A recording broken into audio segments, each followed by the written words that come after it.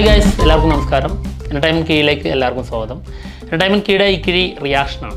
ഏതാണ് റിയാക്ഷൻ ചെയ്യാൻ പോകുന്നതെന്നുള്ളതൊക്കെ തമ്പനയിൽ കണ്ടപ്പോൾ നിങ്ങൾക്ക് മനസ്സിലായി കാണും. കുറച്ച് ദിവസങ്ങളായിട്ട് നമ്മുടെ ചാനലിലെ വീഡിയോസ് ഒന്നും ഉണ്ടായിരുന്നില്ല. അതിന് കാരണം ജിനേഷിൻ്റെ അമ്മക്ക് സുഖമല്ല. അപ്പോൾ ഹോസ്പിറ്റലിലാണ്, അവനും അവിടെ ഹോസ്പിറ്റലിലാണ്. അപ്പോൾ നല്ലൊരു മൂഡിലായിരുന്നില്ല. എന്തായാലും ആൾ ഇപ്പോഴും വന്നിട്ടില്ല കേട്ടോ, ഹോസ്പിറ്റലിൽ തന്നെയാണ്. അതുകൊണ്ടാണ് വീഡിയോ ഒന്നും ചെയ്യാതിരുന്നത്. തീരെ വീഡിയോ ഒന്നും ഇല്ലാതിരിക്കുന്നത് ശരിയല്ലല്ലോ, അതുകൊണ്ടാണ് ഒറ്റയ്ക്ക് വന്നത്. എന്തായാലും എൻ്റെ ഉള്ളിൽ നിന്ന് ഒരു വിളിയുണ്ട്, റഫത്തെ ഈ ഒരു പരിപാടി ചെയ്യണോ, വാങ്ങിക്കൂട്ടണോ എന്നുള്ളത്. കാരണം ഞാൻ ഈ വീഡിയോയിൽ നല്ല കടുത്ത വിമർശനമാണ് ഉന്നയിക്കാൻ പോകുന്നത്. എൻ്റെ മനസ്സ് എന്നോട് പറഞ്ഞുകൊണ്ടേ ഇരിക്കുന്നുണ്ട് കേട്ടോ, വേണ്ട റഫു വേണ്ട, അരുത് റഫു അരുത്. പക്ഷേ എനിക്കങ്ങ് സഹിക്കാൻ പറ്റുന്നില്ല. പറയാനുള്ളത് പറയണം എന്നുള്ളത് തന്നെയാണ്. അതുകൊണ്ട് തന്നെ ഞാൻ ഒറ്റയ്ക്ക് വാങ്ങേണ്ടിയിരുന്നൊക്കെ എനിക്കറിയാം, ജിനേഷ് ഇല്ലല്ലോ. അപ്പോൾ ഷെയർ ചെയ്യാനൊരാളെങ്കിലും ഉണ്ടാകുമായിരുന്നു. ഇത് ഒറ്റയ്ക്ക് വാങ്ങിക്കൂട്ടണം, സാരല്ല ഒറ്റയ്ക്ക് വാങ്ങിക്കൂട്ടിക്കോളാം. എന്തായാലും മാട്ടിനെ കുറിച്ച് പറയാം. ഒരു മാട്ട സോങ്, പേര് പോലെ തന്നെ ഒരു മാട്ട സോങ്. പിന്നെ ഇപ്പോൾ ഞാൻ ഒരു റിയാക്ഷൻ വീഡിയോ ചെയ്ത് അപ്ലോഡ് ചെയ്തു, പക്ഷെ അത് കോപ്പിറൈറ്റ് ഇഷ്യൂ കാരണം ബ്ലോക്ക് ആയിട്ടുണ്ട്. അപ്പോൾ നമ്മൾ ഇത് കാണുന്നില്ല. ജസ്റ്റ് ഇതിനെക്കുറിച്ച് കുറച്ച് കാര്യങ്ങൾ പറഞ്ഞിട്ട് പോകാം. എന്തായാലും കുറച്ച് കാര്യങ്ങൾ പറയാതിരിക്കാൻ പറ്റില്ല. കാരണം the greatest of all time എന്ന സിനിമയുടെ പേര്, ആ പേരിന് അനുയോജ്യമായിട്ടുള്ള രീതിയിൽ സോങ്ങുകൾ വന്നിട്ടില്ല. ആളുടെ ഗ്രേറ്റസ്റ്റ് ഓഫ് ആൾ ടൈം സോങ്ങുകളല്ല വന്നിട്ടുള്ളത്. അതായത് വിജയുടെ കരിയറിൽ ഏറ്റവും വേസ്റ്റ് ആൽബംസാണ് വന്നിരിക്കുന്നത്. അത്ര മോശം. ആകെ ഒരു സെക്കൻഡ് സിംഗിൾ മാത്രമാണ് ഒരു നല്ല സോങ്ങായിട്ട് ഫീൽ ചെയ്തത്. അതും ഗ്രേറ്റസ്റ്റ് ഓഫ് ആൾ ടൈം ഒന്നല്ല, ഉള്ളതിൽ മെച്ചം എന്നുള്ളതേ പറയാൻ പറ്റുള്ളൂ. എന്തായാലും ഇപ്പോൾ വന്നിരിക്കുന്ന മാട്ട സോങ്, ലുക്കും കാര്യങ്ങളൊക്കെ കൊള്ളാം. വിജയുടെ ലുക്ക് അത് എടുത്തു പറയേണ്ട കാര്യം തന്നെയാണ്. അത് യങ് ലുക്കിലാണ് ആൾ വന്നിരിക്കുന്നത്. അത് ഡി ഏജിങ് പ്രോസസ്സിങ് നന്നായിട്ട് വന്നിട്ടുണ്ട്, നമുക്കൊരിക്കലും വിമർശിക്കാൻ തോന്നുന്നില്ല. നല്ല കോസ്റ്റ്യൂമും നല്ല ലുക്ക് അപ്പിയറൻസ് നന്നായിട്ടുണ്ട്. നല്ല ഡാൻസുമാണ്. ഡാൻസിലേക്ക് വരാം, ഡാൻസിനെ കുറിച്ച് പ്രത്യേകം പറയാനുണ്ട്. പക്ഷേ ഈ ലുക്ക് നമുക്കൊരിക്കലും ട്രോൾ ചെയ്യേണ്ട ഒരു ലെവലിലല്ല, അതിൽ നിന്ന് മാറിയിട്ടുണ്ട്. അതുകൊണ്ട് തന്നെ അത് വലിയൊരു ആശ്വാസം. പക്ഷേ ഈ യങ് ലുക്കുള്ള ആൾക്കാണ് കുറച്ച് കൂടുതൽ സോങ്സുകളുള്ളത്. 2 സോങ് എന്തായാലും ഉണ്ട്, ഇനി അതിൽ കൂടുതലുണ്ടെങ്കിലേ ഉള്ളൂ. അപ്പോൾ ഒരു വെറൈറ്റി സിനിമ എന്നുള്ളത് പ്രതീക്ഷിച്ച് പോകുമ്പോൾ ഈ സോങ്ങൊക്കെ എവിടെയാണ് ഈ സിനിമയിൽ ഉൾപ്പെടുത്താൻ പോകുന്നത് എന്നുള്ളതാണ് ഒരു ചിന്ത. സോങ് ഒട്ടും ഇഷ്ടമായിട്ടില്ല.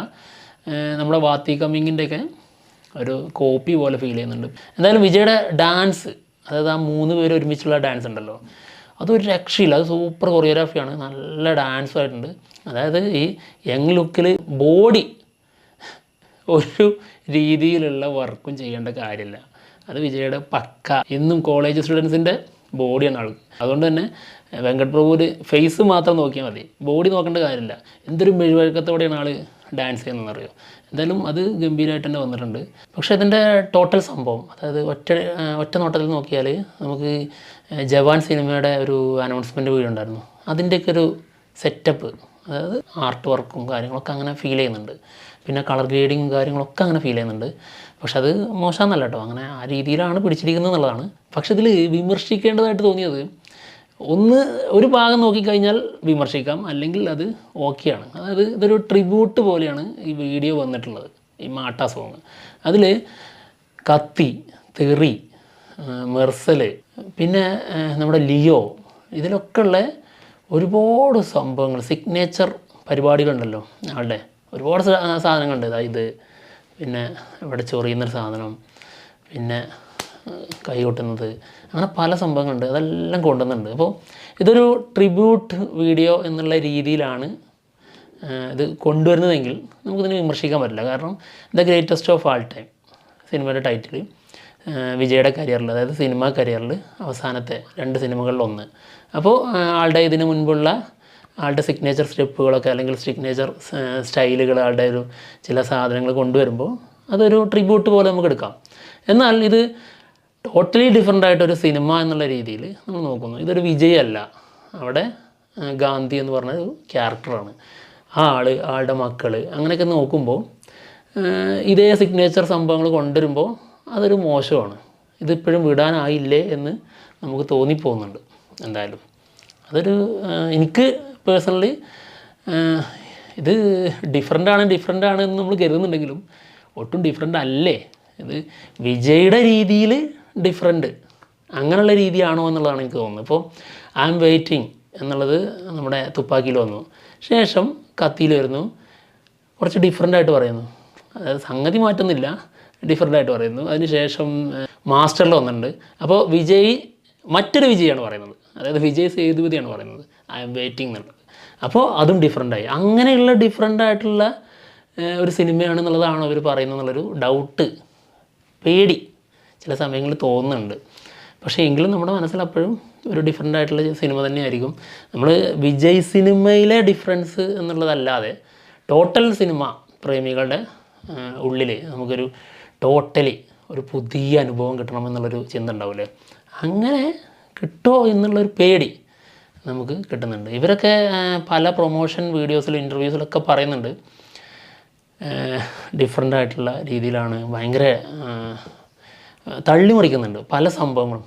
സസ്പെൻസ്, അതായത് ഇത് ഞങ്ങൾ ശരിയായ രീതിയിൽ ഇത് നിങ്ങളോട് തുറന്നു പറയുന്നില്ല, എന്നാൽ ഞങ്ങൾ തന്നുകൊണ്ടിരിക്കുന്നത് ഇതൊരു കൊമേഴ്ഷ്യൽ സിനിമയാണ്, വിജയുടെ എല്ലാ ആരാധകർക്കും ഇഷ്ടപ്പെടുന്ന രീതിയിലുള്ളൊരു സിനിമയാണെന്ന് പറയുന്നുണ്ടെങ്കിലും അതിൽ ഇവർ ഒളിപ്പിച്ച് വെക്കുന്നത്, എപ്പോഴും മനഃപൂർവ്വം തന്നെ ഒളിപ്പിച്ച് വെക്കുന്നൊരു കാര്യമുണ്ട്. അതായത് ഈ സിനിമ ഡിഫറെൻ്റ് ആയിട്ടുള്ളൊരു സംഭവം ഉണ്ട്, നിങ്ങളെ ഞെട്ടിക്കും എന്നുള്ളൊരു കാര്യം ഇതിൻ്റെ കൂടെ ഇവർ ചേർത്ത് പറഞ്ഞു പോകുന്നുണ്ട്.